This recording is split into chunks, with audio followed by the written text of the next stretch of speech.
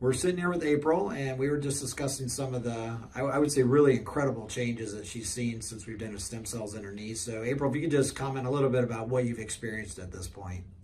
I had the stem cells done about 6 weeks ago, and so far my pain is significantly decreased.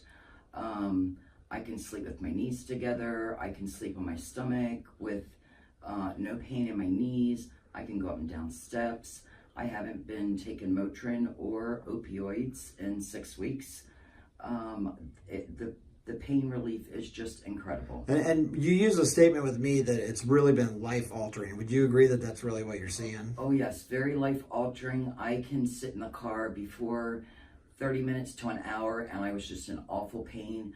We did a trip. I was in the car 9 hours, no pain whatsoever. It's wonderful. Fantastic. Well, I appreciate it. There's a lot of people suffering, so thank you for doing this. Mm-hmm.